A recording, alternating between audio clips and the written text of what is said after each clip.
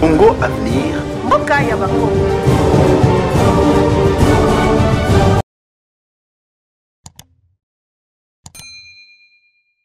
Le retour de Joseph Kabila Kabange, et qui est annoncé à Goma en tant que gouvernement, parce que les proches de l'ancien président estiment que le président Kabila vient pour apporter sa pierre à l'édifice. Et le président de la République a à un certain moment demandé la cohésion nationale. Est-ce que vous êtes prêt, si Joseph Kabila qui se présente en ambassadeur, est-ce que vous êtes prêt à accepter sa main tendue, d'autant plus que le président de la République avait déjà tendu la main à tous les Congolais? Écoutez, on parle principalement de corridors, de projets de développement. J'aurai l'occasion de revenir sur ces questions. On va laisser d'abord l'honorable Bamanissa donner les réponses et puis on reviendra sur les autres sujets plus tard. Merci. Quel est le bilan dont vous parlez? 9 ans, c'est vrai qu'on a commencé en 2016. Mais si on est arrivé à ce niveau, c'est déjà un bon bilan d'avoir l'oreille des autorités, du chef de l'État, et qui, comme il le dit, nous faisons de rapports, toutes nos éditions qui sont lues, qui sont suivies, mais cela demande effectivement un exercice de réforme. Il y a des réformes, le chef de l'État l'a dit la dernière fois. Le fait d'avoir mis en place le ministère de la politique de ville, c'est une proposition et une réflexion écrite et motivée d'Expo Béton qu'il a fait, parce que on n'aura pas le temps, mais sinon je pourrais vous expliquer la difficulté des villes. J'ai été gouverneur, je sais quelles sont les difficultés qu'elles ont pour pouvoir fonctionner, et c'est une innovation qu'on puisse le faire aujourd'hui pour justement donner de la matière à cette décentralisation, à ce que les maires doivent pouvoir faire pour arriver à construire leur ville, ainsi que les bourgmestres des communes. Et donc, beaucoup de choses sont faites. Vous savez, si aujourd'hui on est arrivé à ces difficultés d'urbanisme, parce que c'est un chaos, c'est vrai, la question urbanistique et la question foncière présentent quand même un chaos. Le chef de l'État l'a dit l'année dernière, quand on regarde le bilan, mais il faut répéter. Il faut répéter régulièrement, et ce n'est pas pour rien que nous allons vers les universités aussi pour le faire. Nous avons, par exemple, parlé la première année, je vous l'ai dit, les 2 premières années, c'était sur les opportunités dans la construction. Vous voyez le boom immobilier qui se fait parce que nous avons expliqué quelles sont les possibilités aux entrepreneurs, petits et grands. Et vous savez qu'aujourd'hui, rien que dans la partie ouest, par exemple, de la RDC, avec la quantité de ciment qui est écoulée, c'est 600 000 personnes qui travaillent par an dans ce domaine. Et donc, ça résorbe aussi le chômage et ça permet de mettre en place une construction qui respecte les normes. Nous revenons souvent sur les normes. Et une de nos recommandations, et nous espérons que ce projet de loi ou cette proposition de loi sera rapidement présentée, c'est sur la standardisation et les normes, parce que nous n'avons pas de normes, on ne peut pas construire. Donc vous savez, il y a tellement de matière. Quand vous êtes chez vous, regardez votre bâtiment, vous allez vous poser beaucoup de questions à partir de la rue, jusque dans votre maison, pour voir qu'est-ce qui va, qu'est-ce qui ne va pas. Et c'est toutes ces questions sur lesquelles nous revenons et que nous souhaitons vraiment qu'il y ait beaucoup plus de personnes qui soient formées dans l'urbanisme et dans l'aménagement du territoire.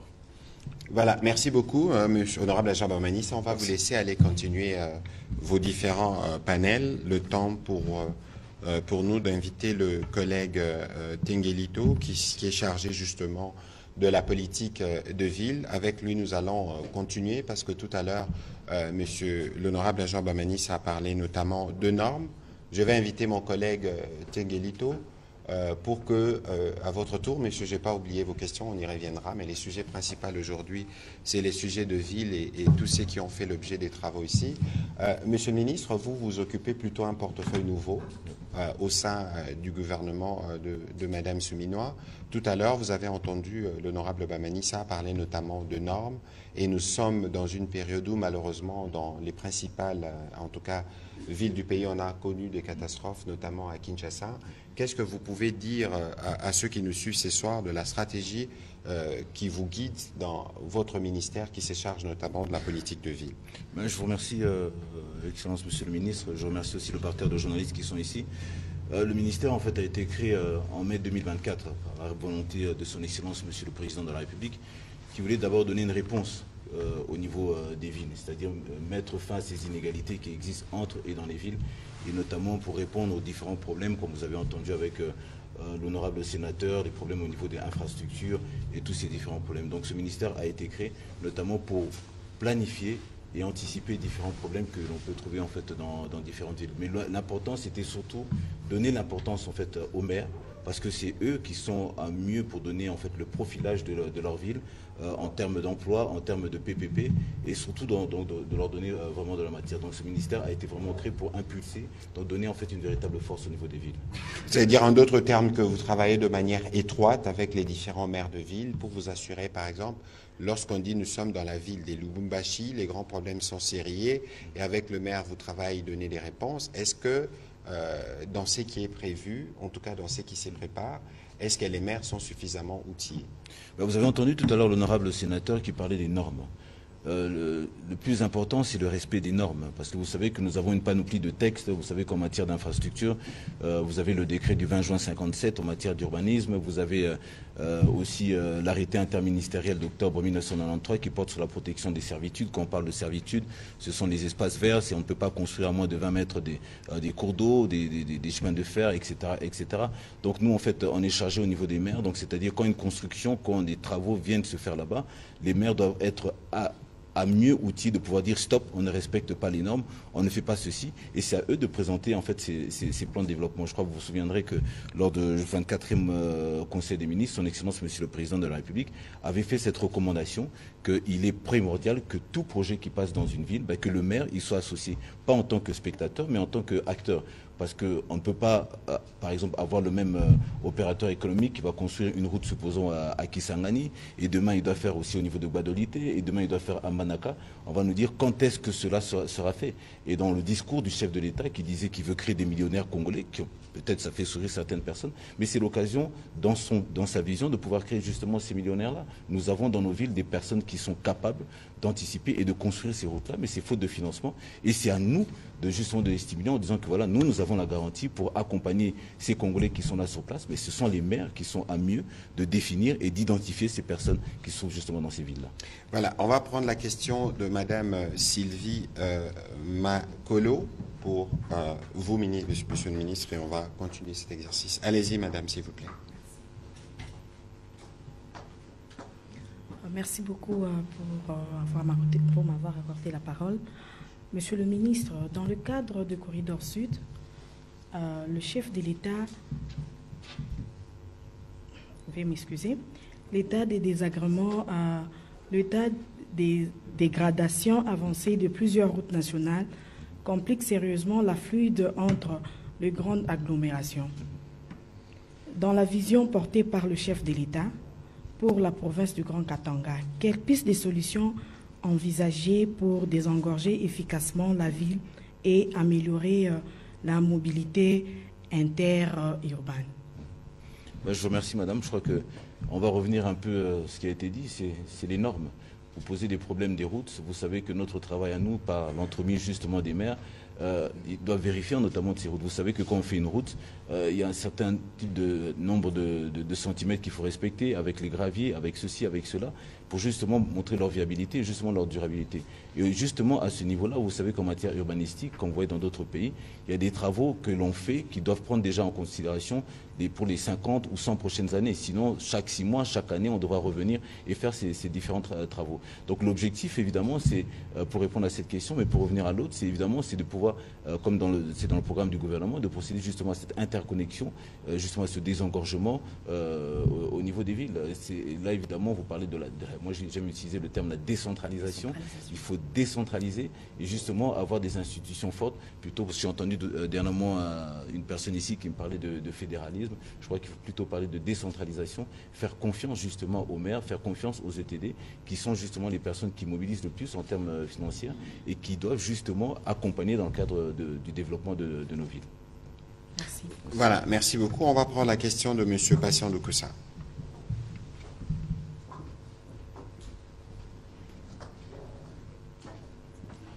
Merci, Monsieur le ministre, pour la parole.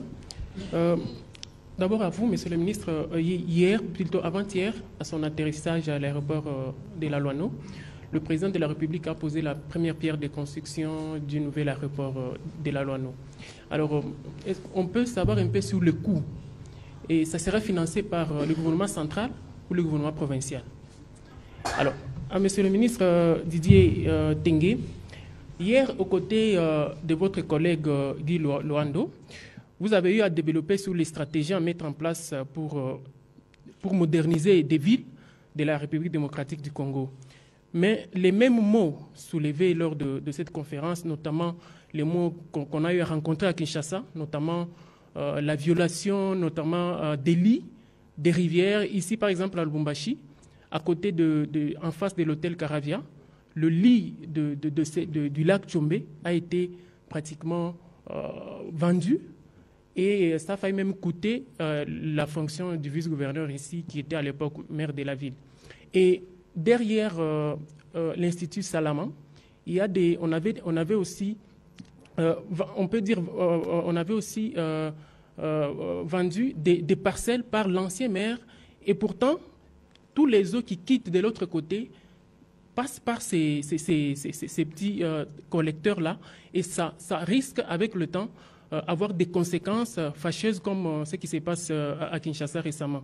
Voilà ma question. Quelles sont vous, en tant que ministre délégué, quelle est la politique ou quelles sont les politiques que vous avez mises en place pour que la ville de Lubumbashi ou les villes de l'espace Katanga qui sont concernées par les corridors de Lobito ne puissent pas tomber dans ce qui s'est passé à Kinshasa?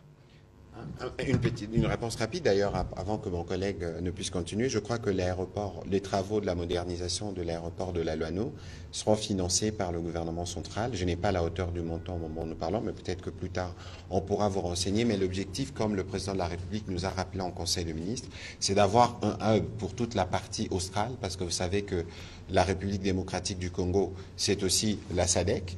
Et donc, et le plus souvent, la RDC, c'est les premiers pays d'ailleurs qui produit l'essentiel de minéraux qui passent par les autres pays. Et donc, l'idée, c'est d'avoir à Lubumbashi cette plateforme avec une nouvelle aérogare qui pourra avoir au moins 1 million de passagers par an et avoir toutes les fonctionnalités qu'il faut, non pas seulement en termes d'infrastructures physiques, mais en termes de matériel de navigation, pour nous assurer que nous avons accru les trafics. Parce que le corridor de Lobito que vous mentionnez justement, et les autres corridors, tels que le président de la République l'a dit, parce que les études sont en cours, qui doivent relier les autres provinces à cette partie du pays, nécessitent d'avoir justement toutes ces infrastructures en développement en même temps.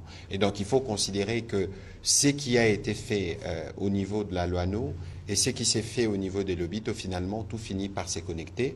Et ce n'est que de cette manière que nous pensons pouvoir donner une véritable opportunité à la République démocratique du Congo d'être de plus en plus compétitif et d'être de plus en plus relié, non pas seulement avec les provinces de la RDC, mais aussi avec les autres pays voisins et pourquoi pas tous qui pourront venir par avion.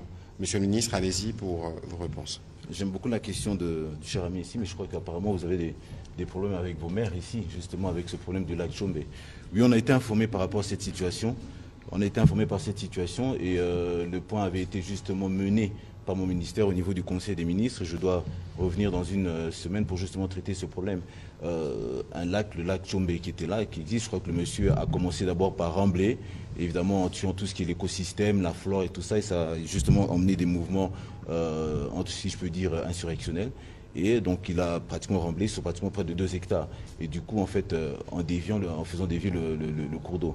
Mais encore une fois, je vous dis ça, comme ça a été décidé lors du dernier Conseil des ministres, toutes ces personnes qui construisent sur des zones non edificandi, il y aura d'abord des mises en demeure et on finira par casser ça.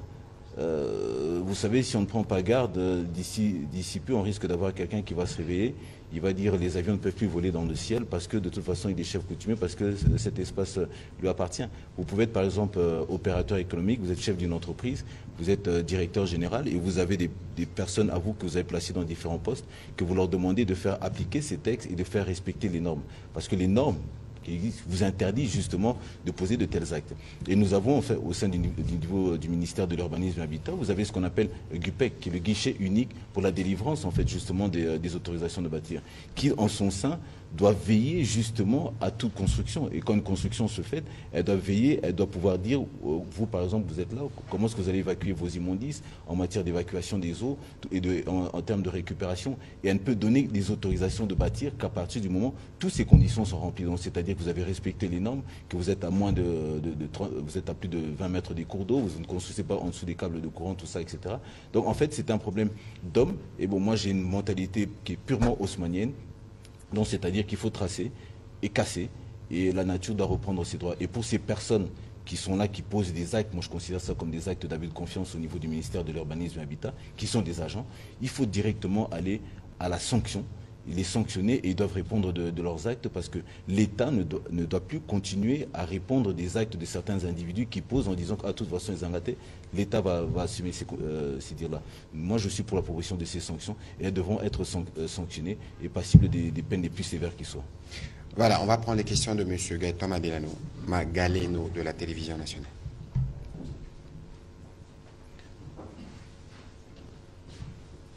Bonjour, Leurs Excellences. Je commence avec le ministre chargé de politique de ville. Vous avez parlé de normes. Comment est-ce qu'à votre niveau, quels sont les mécanismes que vous mettez déjà en place pour faire connaître ces normes au niveau de la base? Hier, le président de la RDC, lors du Conseil des ministres, a annoncé plutôt une série de mesures pour lutter contre les inondations de villes de la RDC. À quand l'application? Et au ministre de la Communication, je vais rebondir de la première question de mon confrère qui a commencé en parlant de la présence de Joseph Kabila selon certains médias. Qu'est dit la loi lorsque un ancien président devient un allié d'un mouvement rebelle? Merci. Oh, je finirai par répondre par cette question. Mais bon, le sujet principal aujourd'hui, c'est la ville, les infrastructures, les corridors et pourquoi pas l'hôpital. Hein. Je crois que ceux qui sont à Lubumbashi, vous devez être heureux parce que le centre hospitalier Tshisekedi Tshilombo qui a été inauguré ici, c'est le premier dans la sous-région. Les gens viendront de partout dans l'Afrique australe pour venir se faire soigner ici. Je crois que ça, c'est un élément sur lequel je vais revenir tout à l'heure. J'espère qu'il y aura des questions qui vont aller dans ces sens-là aussi. Allez-y, M. Tengelito, avant que je ne réponde à la question. Je vais reprendre une phrase de l'excellence Mouya qui disait que lorsque on tient les conseils des ministres, justement, c'est fait entre guillemets exprès que ça passe justement sur la chaîne nationale qui est accessible à tout le monde. Donc c'est-à-dire les décisions des conseils des ministres, donc c'est-à-dire quand vous suivez la RTNC, donc vous avez déjà toutes ces décisions qui sont prises. Donc à moins de ne pas vouloir justement les lire ou les écouter, bon, cela n'incombe qu'à vous. Mais de l'autre, ce que je veux dire par rapport au respect des textes, lorsque les décisions sont prises, parce que je crois que vous avez parlé de son excellence, Monsieur le Président de la République, qui définit en fait une politique générale du pays, vous avez maintenant des différents ministères avec tous leurs services, je veux dire, qui sont en dessous, qui sont censés de vulgariser. C'est pour ça que nous avons la décentralisation, vous avez le gouvernement central, le ministre qui prend ses décisions sous forme d'arrêté, vous avez le gouvernement provincial, vous avez les représentants à tous les différents niveaux. Vous avez aussi au niveau des communes, vous avez au niveau des quartiers. Donc chacun à son niveau doit vulgariser ces textes-là. Je prends à titre d'exemple au niveau de la ville de Kinshasa, vous avez ce qu'on appelle l'édit 003 du 9 septembre 2013, qui porte mesures de protection sur l'assainissement et l'environnement de la ville de Kinshasa, qui dit clairement que vous ne pouvez pas jeter des matériaux de construction sur la voie publique, vous ne pouvez pas obstruer la voie publique, vous ne pouvez pas jeter des immondices sur la voie publique, vous ne pouvez pas déverser, etc., etc. Et qui prévoit clairement les amendes qui vont de l'ordre à pratiquement de 50 000 francs congolais à 50 millions de francs congolais. Alors vous me direz, vous voulez que le président de la République descende pour appliquer cela? Je ne pense pas. Les textes sont là et il dit clairement qui doit le faire. C'est une loi provinciale. Vous descendez au niveau des communes. Donc chacun, en fait, ce que je veux dire pour répondre à vos questions, chacun à son niveau doit s'approprier en fait ces textes-là. C'est pour ça que vous avez au niveau des textes, vous avez vu la Constitution, vu ceci, vu cela, vu ceci, vu là, par exemple l'édit 001 tel. Le gouverneur décide ou prend un arrêté, arrête, tout ça, etc. Chacun à son niveau doit s'approprier cela. Donc les textes existent vraiment et il faut les appliquer. Vous avez, comme j'ai dit tout à l'heure, vous avez l'arrêté interministériel de octobre 1993 qui porte protection sur les servitudes et qui dit clairement ce qui doit être fait en matière de construction. Vous ne pouvez pas construire à moins de 25 mètres des câbles de courant, encore moins de 20 mètres des chemins de fer, moins de 20 mètres des cours d'eau. Pourquoi on ne le fait pas? Parce que vous avez des personnes qui se croient à l'abri de tout, et surtout nous aussi, les Congolais, on se dit, comme on aime si bien dire dans nos termes en lingala, à ceux qui l'État azali, à Okanga, ceux qui azate, n'a continué n'angai. Avec la décision de son Excellence, Monsieur le Président de la République, l'État est là, et je crois qu'il n'y aura pas d'excuses pour ces personnes qui justement ont empiété sur des zones non aedificandi. Et pour répondre à ce que Madame disait, oui, on est au courant que c'est, je crois que c'était l'ancien maire, et maintenant c'est l'Assemblée provinciale qui doit faire son travail, du Haut-Katanga, n'est-ce pas? Merci. Écoutez, sur cette question, un petit complément. Le président de la République nous a dit dans la grande réunion qu'il a tenue cette semaine d'ailleurs, pour que ceux qui ont construit, parce que pour la plupart, les autorités urbaines rencontrent des difficultés quand il faut raser certaines infrastructures. Parce que certains, dit-on, c'est des hauts gradés, certains, dit-on, que c'est des cadres au niveau de l'administration. Mais le président de la République, lui-même qui incarne l'État, a dit qu'il n'y aura pas, évidemment, des distinctions ou d'avantages accordés à qui que ce soit. Parce que lorsque vous vous réveillez et qu'il y a la catastrophe diluvienne qu'on a eue à Kinshasa, du fait d'ailleurs des eaux qui sont venues du Congo central, des phénomènes que nous n'avions pas vus avant, vous avez 75 compatriotes qui décèdent, mais il faut bien qu'on se pose la question. Bon, les catastrophes naturelles arriveront toujours, les pluies arriveront toujours, on ne va pas les blâmer. Mais est-ce que nous, les humains, dans notre manière de gérer de l'environnement, est-ce que nous faisons ce qu'il faut pour nous assurer que cela, lorsqu'il y a catastrophe, que lorsqu'il y a de pluie, que cela n'exacerbe pas notre situation de difficulté? Et donc aujourd'hui, il est établi qu'il y a une responsabilité humaine du fait justement qu'on a construit dans des zones où il ne fallait pas construire. Alors, les gens vont se dire, les autorisations et tous ceux qui ont construit ont des titres, ceux qui ont construit ont reçu des autorisations des agents de l'État, etc. Mais ici, l'impératif qui vient en premier, c'est l'impératif de la préservation des vies. Et donc, il y aura une pédagogie. Il y aura évidemment une campagne de sensibilisation qui va précéder tous ces actes. On va faire des communications soutenues là-dessus, mais pour tous ceux qui seront sur les sites qui sont identifiés. Et il faut savoir ici que le travail n'a pas été fait que pour Kinshasa. On a commencé par Kinshasa, mais vous avez des cas dans les Congo central et dans d'autres provinces, et ces mesures vont se répercuter dans les différentes provinces pour qu'on s'assure au moins que nous tous nous faisons attention dans les respects de la norme, même s'il y a eu des faiblesses de certains agents de l'État, mais nous-mêmes en termes de notre responsabilité, lorsque vous allez construire à 10 mètres alors qu'il faut 20 mètres à côté d'une ligne électrique, qui expose qui? Et donc il y a dans ce qui se fait une responsabilité qui est la vôtre, comme citoyen, et une responsabilité qui relève de nous comme État. Alors, sur votre question qui a commencé tout à l'heure, d'abord, il faut savoir que nous, le plus important pour nous aujourd'hui comme gouvernement, c'est de nous assurer d'abord que, par exemple, ici à Lubumbashi, il y a ces centres de santé qui permettent de donner de soins avec les matériaux des dernières générations. C'est aussi de voir comment on appuie les initiatives privées, notamment à travers l'initiative d'Expo Béton, pour avoir la corrélation entre l'État et les hommes d'affaires. Parce que l'enjeu ici, principalement, c'est d'abord un enjeu de comment nous travaillons à régler les problèmes de Congolais. Bon, maintenant, nous sommes dans une situation de guerre, je parlerai de la campagne Congolais Téléma aussi en même temps, où nous avons plus ou moins l'axe du mal qui est connu. Et aujourd'hui, les questions ayant trait à la situation du conflit sont pour la plupart déjà en discussion. Nous avons Doha, il y a le président Fornia Simbe qui a été désigné, et que s'il y a certains qui pensent qu'ils sont de l'axe du mal, et les moments venus, leur question sera traitée dans les cas de ce qui s'est fait. Alors, pour revenir spécifiquement sur ce que vous avez dit, bon, moi je n'ai pas vu, j'ai entendu évidemment, on a lu les articles, on attend de voir, on attend d'écouter, parce qu'il faut peut-être pas présumer de certaines choses, mais ici, il faut savoir d'abord que le président de la République en avait parlé depuis plusieurs semaines. On en avait parlé. Il disait que le président, son prédécesseur, était lié à l'AFC depuis plusieurs mois, on est dit. Bon, maintenant, qu'il décide de revenir, je n'ai pas encore la confirmation. Bon, on verra ce qui sera dit, Mais il faut faire attention dans la symbolique, justement. Parce que nous tous, nous évoquons aujourd'hui ceux qui ont combattu pour assurer l'unité et l'intégrité de la République démocratique du Congo. Parmi ceux-là, il y a un fils d'ailleurs du Grand Katanga qu'on appelle Mzee Laurent Désiré Kabila, qui a fait les serments de ne jamais trahir le Congo. Alors, il faut, dans les actes qui sont posés par un de ses illustres prédécesseurs, disons successeurs, que dans les actes que nous posons, nous nous assurons que nous ne trahissons justement pas les serments de Mzee. Nous savons tous, et je n'ai pas besoin de le rappeler, aujourd'hui nous connaissons l'ennemi. Nous connaissons les complices de l'ennemi. Alors, est-ce que dans la symbolique, parce qu'il ne faut pas oublier que le président Kabila lui-même a combattu les M23. Exact. Il ne faut pas oublier qu'il a été commandant suprême de forces armées de la République démocratique du Congo.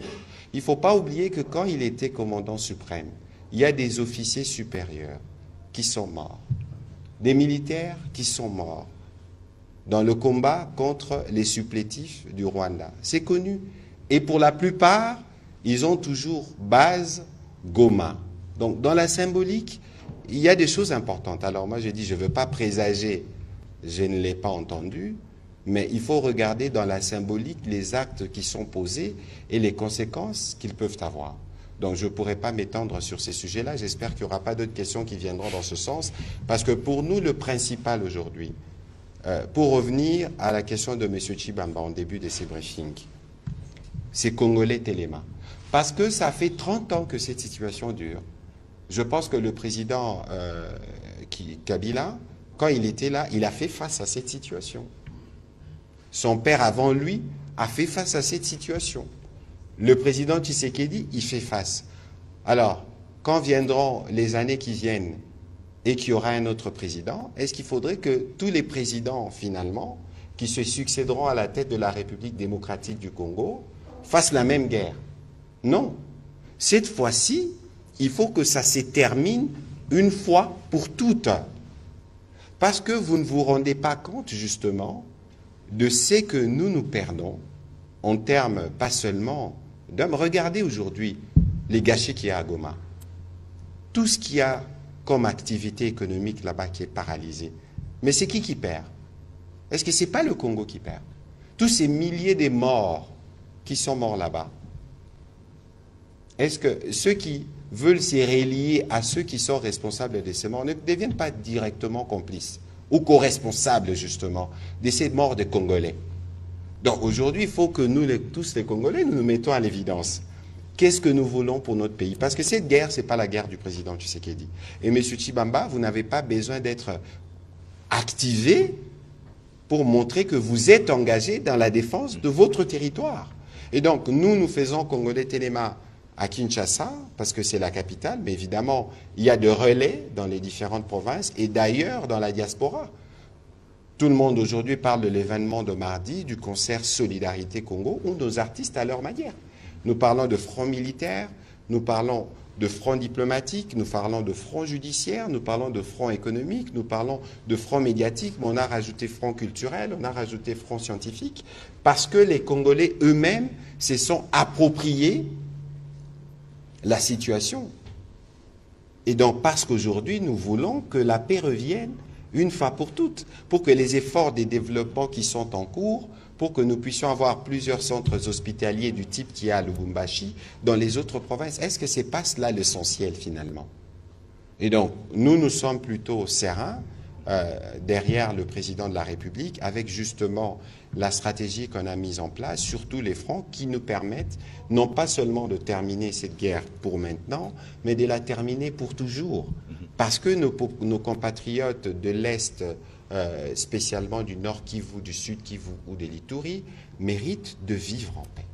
Et donc je pense que ça, c'est les messages essentiels que nous pouvons retenir, notamment du passage du président de la République. Ici, madame, j'ai reçu des questions par message de certains journalistes, parce que hier, le président de la République a eu l'occasion de faire une réunion de conseil de sécurité pour passer en revue toute la situation sécuritaire de la province. Madame Nadine, vous pourrez dire au journaliste Jules Mbouillou que la question, que ce soit la question de Bakata Katanga, que ce soit toutes les questions, en tout cas liées à la fois à la sécurité au niveau de ville, mais aussi à la sécurité à un autre niveau, c'est des questions qui sont suivies de près. Et le passage du président de la République ici pour une mission de 48 heures lui a permis de suivre à davantage et de donner des instructions pour que ceux qui sont aujourd'hui responsables de la sécurité dans cette partie du pays puissent continuer à y travailler. Ce qu'il faut noter ici de fort, c'est qu'à la fois à Kinshasa, à la fois ici à Lubumbashi et partout où nous passons, nous sentons une chose, c'est que tous les Congolais tiennent à l'unité et à l'intégrité du territoire. C'est bien l'élément le plus important, n'en déplaise à ceux qui pensent pouvoir tirer profit de la division, alors que nous sommes plutôt devant une situation qui requiert de tous les Congolais partout où ils se trouvent l'unité. Alors on va continuer avec Madame Pascaline Bayo, et puis on prendra la question de M. Fumbisha, mais M. Banani, ça n'est plus là, et on terminera par Madame Blandine Yaba.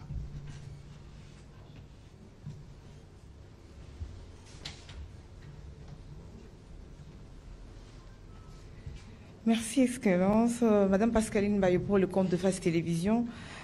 Ma question, c'est pour le ministre. On a vu que le président de la République a inauguré le centre hospitalier Félix Tshisekedi. Est-ce que ce centre hospitalier Félix Tshisekedi sera-t-il pour toute catégorie de personnes, et en termes de prix également? Et ma deuxième question, qu'est-ce que vous avez prévu pour maintenir en bon état cette infrastructure? Et aussi une dernière question, qu'en est-il de l'approvisionnement de médicaments? Merci. Alors, la question sur le ministre... Allez-y si vous avez des éléments de réponse pour compléter. Écoutez, je crois que je vais sûrement me faire compléter par l'excellence Mouyaya. Je crois que votre question, elle est très simple. Vous savez que parce que nous, on n'aime pas tellement croire à beaucoup de choses, je crois. Et je crois que dans le programme même de son excellence, Monsieur le Président de la République, vous avez le social qui est là-dedans. D'autres disent le peuple d'abord, moi je dis c'est d'abord le peuple. Donc les prix seront abordables à tout le monde, c'est pas parce que c'est un hôpital où on voit que tout est chic, tout ça, etc. Mais c'est une vision qui concerne l'ensemble de la population congolaise, quels que soient, je veux dire, les différents critères, les problèmes sociaux, tout ça. Donc ça concerne vraiment tout le monde. Mais à la maintenance, vous savez, avant que d'autres personnes interviennent, c'est d'abord nous-mêmes de nous approprier ce qui est construit par les Congolais, pour les Congolais et avec les Congolais. Donc c'est d'abord à nous de respecter cela, de protéger en fait ce bien et d'en faire justement notre patrimoine. Voilà, de toute évidence, c'est la question. Une chose est d'avoir ces infrastructures modernes. Évidemment, il y a un travail qui se fera à la fois au niveau du ministère de la Santé, mais aussi du CNSS pour que l'hôpital puisse être maintenu. Mais je crois aussi que c'est ceux qui y ont accès, de par notre comportement quotidien, le rapport à l'hôpital. Lorsque vous avez des déchets qu'il faut évacuer, vous les évacuez où? Lorsque vous allez dans un centre hospitalier de ce type et qu'on vous dit il faut aller à droite, respectez la norme. De toute évidence, moi je considère que nous sommes suffisamment responsables pour que nous puissions être en mesure de traiter tel qu'il est faut une infrastructure d'une telle hauteur. J'ai discuté encore tout à l'heure avec le directeur général du CNSS qui me disait qu'il y a 37 Congolais qui sont des médecins expatriés qui ont décidé de revenir.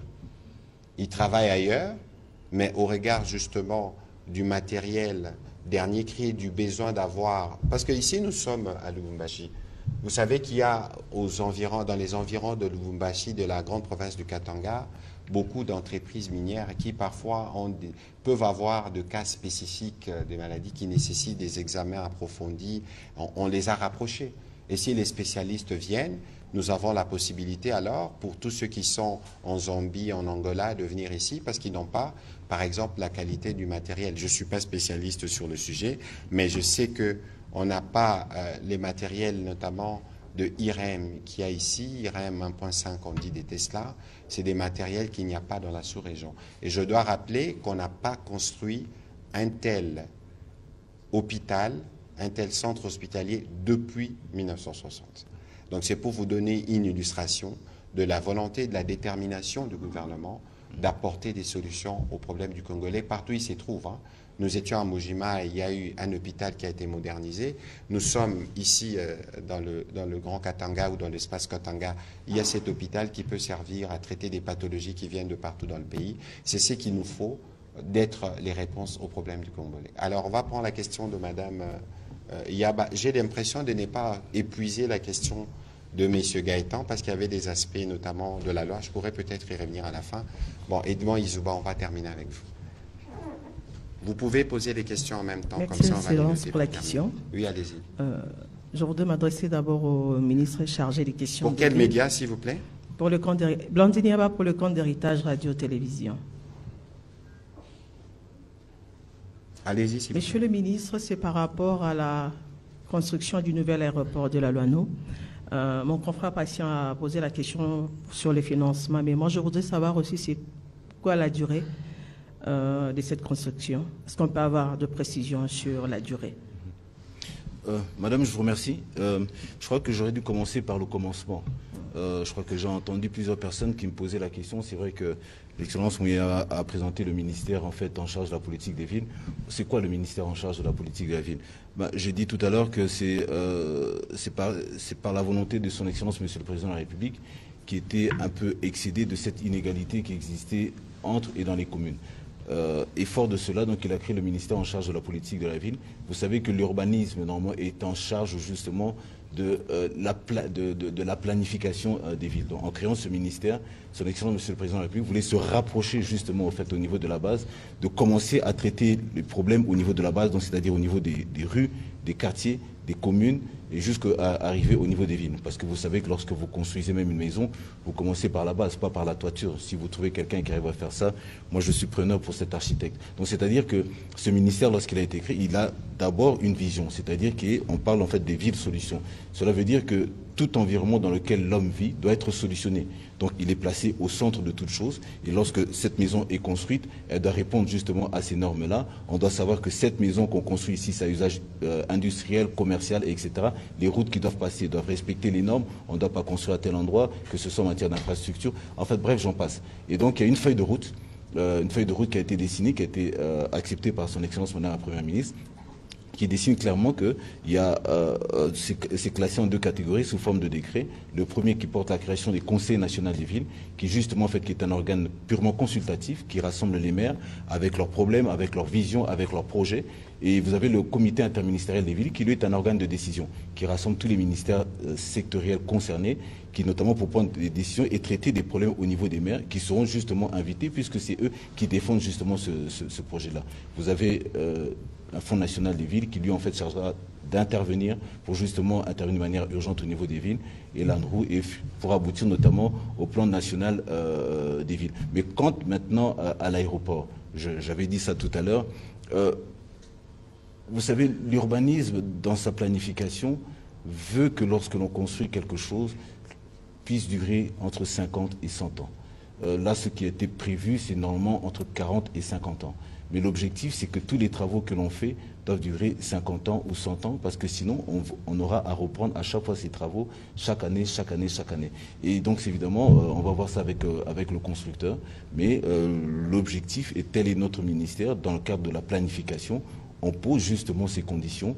On veut que ça respecte ces normes-là en matière de durabilité. Le minimum, ça doit durer 50 ans, et notamment arriver à 100 ans, et ça doit être des projets qui doivent respecter ces normes-là en termes de durabilité aussi.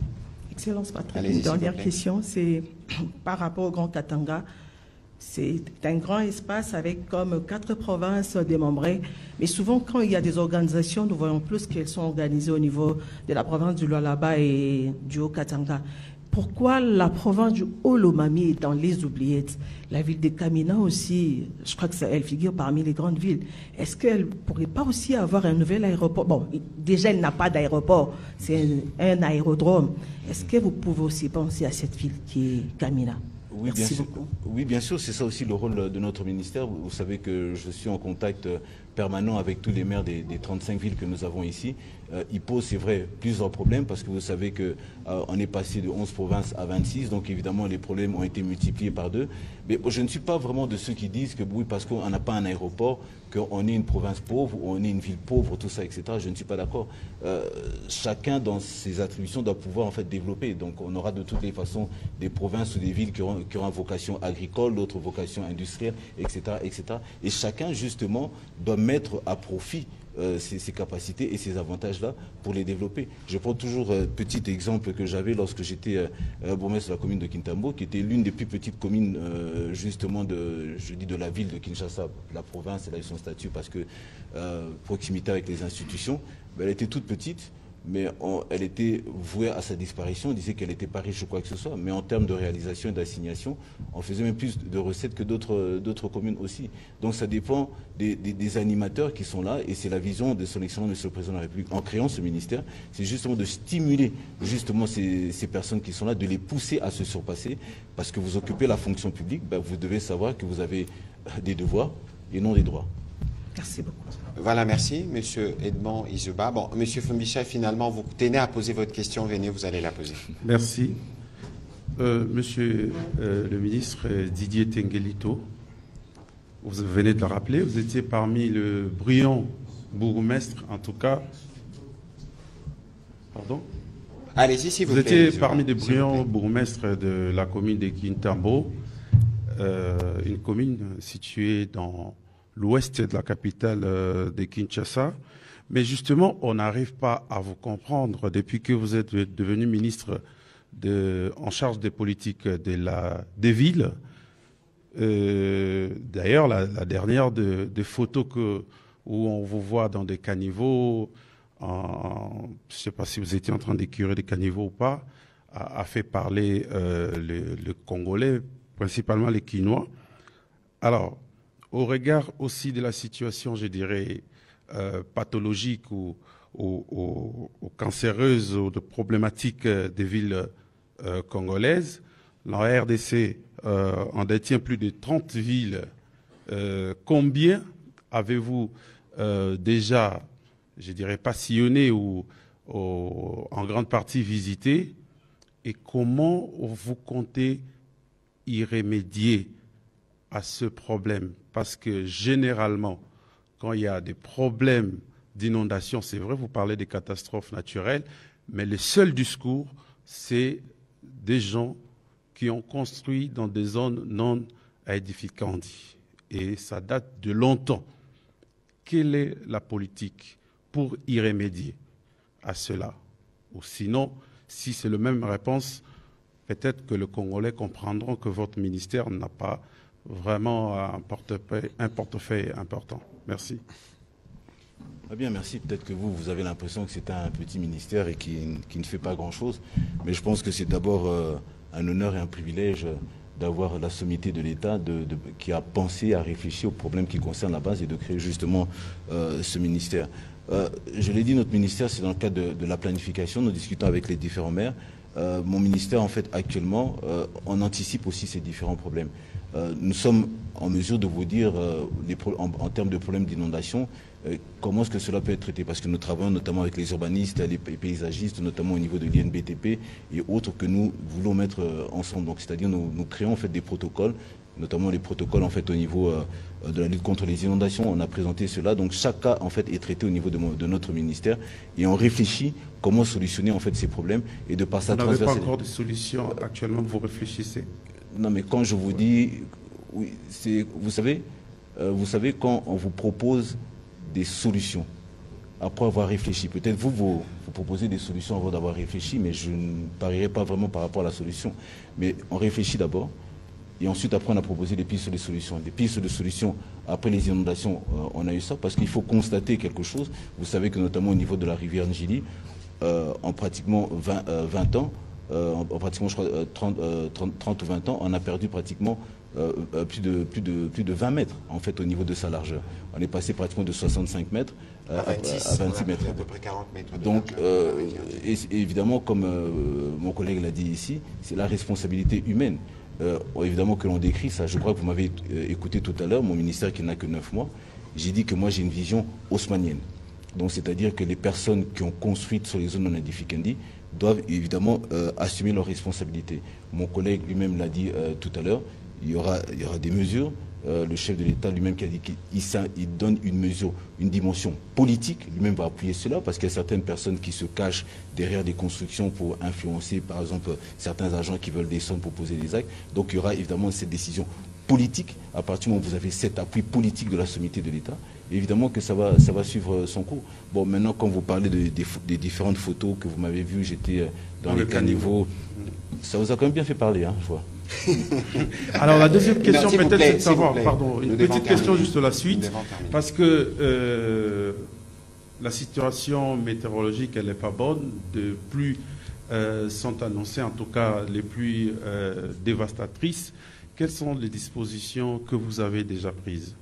Écoutez, il y a une réunion qui s'était tenue et il y a un protocole en matière de gestion justement de ces inondations à travers une commission de crise qui est chapeautée par son Excellence Madame la Première ministre et qui explique clairement les protocoles, c'est-à-dire les modalités qu'il faut suivre. Évidemment, on ne veut pas dire qu'on va réinventer la roue. Ces différents services existent déjà au niveau des différents ministères, mais le protocole vous dit exactement, lorsque vous appuyez sur le bouton, tel ministère intervient, qu'est-ce qu'il faut faire exactement. Et nous avons déjà transféré ce message au niveau des maires qui doivent savoir exactement ce qu'il faut faire, quand est-ce qu'il faut activer la protection civile, que ce soit au niveau des ONG. Et c'est ce protocole qui définit clairement, et ça a été envoyé par le ministère en fait en charge de l'Intérieur, décentralisation, affaires coutumières. Un tout petit complément, s'il vous plaît. On a fini avec vos questions, mais un tout petit complément sur ce qu'il a dit. Nous l'avons dit hier en Conseil de ministres et encore mardi dernier. Nous aurons l'occasion d'avoir un briefing la semaine prochaine, si tout va bien, avec le ministre d'État, ministre de l'Aménagement du Territoire, qui a été désigné comme rapporteur de la commission où il y avait affaires foncières, il y avait urbanisme et habitat. Évidemment, le ministre de Ville était là, le gouverneur de la ville pour le cas typique de Kinshasa, le vice-premier ministre, ministre de l'Intérieur, les ministres de la Santé, la ministre des Affaires sociales, le ministre d'État, ministre des Infrastructures, le ministre des Transports. Tous les membres du gouvernement concernés par ces questions ont été réunis. Et les protocoles sur lesquels on a travaillé, évidemment, le ministre de l'Intérieur aura l'occasion de les transmettre dans toutes les autres provinces. Et ici, c'est que nous, on a fait, peut-être, c'est un élément que l'on n'a pas beaucoup noté, mais dans la stratégie du gouvernement, c'était d'abord de secourir le compatriote qui a été touché. On en avait à peu près, on a eu 75 décès, j'en ai parlé, mais on a plus de 11 000 qu'il faut reloger, qui sont repartis sur les différents sites. Et aujourd'hui, nous savons, et on n'a pas fait le procès, entre guillemets, de ceux qui ont construit sur les zones non édificantes. Non. Ici, nous parlons de mesures qui doivent être prises parce qu'on ne peut pas, pendant que les personnes sont touchées, sinistrées, revenir sur ces discussions parce que la première priorité pour nous, c'est d'abord l'humain.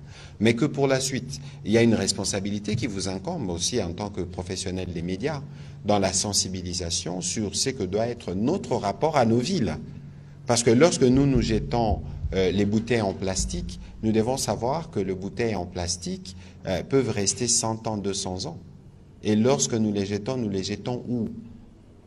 Et donc il y a un problème de responsabilité qui nous incombe à tous parce que ce que nous vivons avec l'environnement aujourd'hui, c'est des phénomènes naturels qui sont peut-être exacerbés du fait du changement climatique, mais nous devons avoir des comportements qui sont appropriés. Je le disais tout à l'heure, on ne va jamais blâmer la pluie ni les catastrophes naturelles, mais nous-mêmes, on peut tirer des responsabilités. Nous savons que la Mételsat a annoncé de pluies d'une grande ampleur, et je crois que le travail s'est fait au niveau du gouvernement pour que tous ces protocoles puissent être définis. Alors, M. Fumbis, on va terminer avec vous, s'il y avait une question spécifique qui méritait encore un éclairage. Oui. Merci beaucoup, Excellence, M. le ministre de la Communication.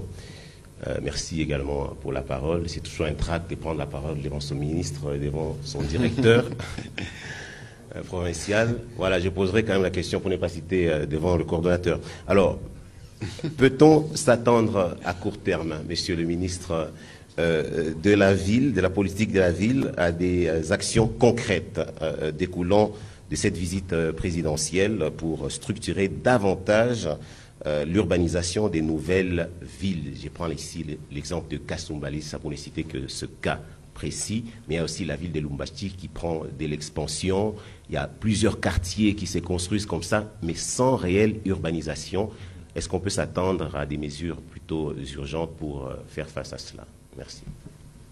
Bien, merci. Je crois que vous avez pris un grand risque devant vos chefs respectifs ici. Enfin, on va apporter la réponse qu'il faut. Je crois que, évidemment, comme je l'ai dit tout à l'heure, mon ministère n'a que 9 mois. Nous sommes en train de travailler avec tous les maires. Je crois qu'un de vos collègues a posé la question combien de villes on a déjà eu à visiter. Je crois que dans mon tableau, je crois qu'on est quand même arrivé à déjà 10. Il ne s'agit pas de passer pour justement et disparaître, mais c'est passer et rencontrer les personnes, voir les différents problèmes et les soumettre en fait au niveau de la hiérarchie. En général, les problèmes en fait se ressemblent et s'assemblent. C'est des problèmes liés justement à l'homme et à son environnement. Et évidemment, par rapport à toutes ces nouvelles cités qui se créent, pour ne pas encore blesser notre cher ami là, il faut de la réflexion. Il y a un adage qui dit, vous savez, on ne confie pas la gestion des cités, excusez-moi le terme, à des imbéciles, mais à des philosophes et justement à des scientifiques. Donc ça demande de la réflexion pour avoir ces résultats-là. Donc nous réfléchissons en fait avec toutes ces personnes pour avoir ces résultats-là. Et je crois que c'est en train de prendre une bonne petite vitesse de croisière et je suis très optimiste. De toute façon, si le président de la République et la première ministre ont décidé de créer justement votre portefeuille, c'est parce qu'il y a un besoin de nous assurer que nos villes ne soient plus celles qu'elles étaient et que les villes à venir, au regard de notre croissance démographique, puissent se faire dans la norme. Et nous devons tous nous assurer, État comme citoyens d'ailleurs, que nous faisons un effort pour que les normes qui seront définies puissent être respectées. Alors, il m'a été rappelé, M. Gaëtan, que je n'ai pas répondu à votre question sur les droits et obligations d'un président honoraire. Je crois qu'il existe une loi. La loi du 28 juillet 2018 portant statut d'ancien président de la République. Je me ferai le privilège de vous le partager, mais je crois que je veux revenir sur 2 points de la loi qui parlent notamment en son article 4 que tout ancien président de la République élu est soumis aux devoirs incombants à tout citoyen en vertu de la Constitution, en particulier des articles 62-67, sauf ceux auxquels il est expressément astreint ou soustrait par la loi. Aucune soustraction ni exonération des devoirs prévus par la Constitution et par la loi ne peut être accordée au préjudice des intérêts de l'État congolais, de ses institutions et de son peuple. Et l'article 5 dit « Tout ancien président de la République élu est soumis à une obligation générale de réserve, de dignité, de patriotisme et de loyauté envers l'État. L'obligation de dignité consiste à adopter un comportement ou des attitudes qui ne violent pas la loi et ne portent atteinte à l'ordre public ou aux bonnes mœurs. » Je crois que vous aurez l'occasion de continuer la lecture qui parle aussi de l'obligation de patriotisme, de loyauté envers l'État et qui implique une disponibilité permanente à faire montre d'une fidélité sans faille envers la nation, le peuple congolais et les institutions de l'État. Je pense que c'est bien clair. Vous aurez l'occasion de le lire et de beaucoup le lire d'ailleurs, parce que je crois que c'est une question qui intéresse beaucoup. Monsieur le ministre délégué, je vous remercie d'avoir participé à cet exercice. C'est la première fois d'ailleurs que nous avons le privilège de partager ces plateaux avec vous. Nous aurons l'occasion de revenir plusieurs fois. L'occasion pour moi de remercier toute la grande famille médiatique du Haut-Katanga. C'est vrai que le temps a été assez court, mais nous avons répondu au rendez-vous comme de coutume d'ailleurs. Je crois que nous aurons l'occasion de poursuivre la conversation parce qu'il est important que dans le cadre du front médiatique et de la campagne Congolais Téléma, que vous puissiez continuer à rester pleinement mobilisés pour la sauvegarde de l'unité nationale et de ce qui nous unit tous, bien plus que tous, c'est la République démocratique du Congo. Et c'est dans ces cadres qu'il faut situer la mission du président de la République ici, qui a amené par la suite tout le gouvernement pour un conseil de ministres. Et c'est justement pour démontrer que la République démocratique du Congo est unie et que toutes les provinces, en tout cas, ont l'obligation, j'allais dire, d'être solidaires et mobilisées par rapport aux autres parties des provinces du Nord Kivu et du Sud Kivu qui sont pour le moment sous occupation. Je vous remercie et je profite de l'occasion pour vous souhaiter à tous et à toutes une bonne et heureuse fête de Pâques, que la résurrection du Christ vous apporte la paix et la réussite dans toutes vos entreprises. Merci beaucoup. Congo Avenir.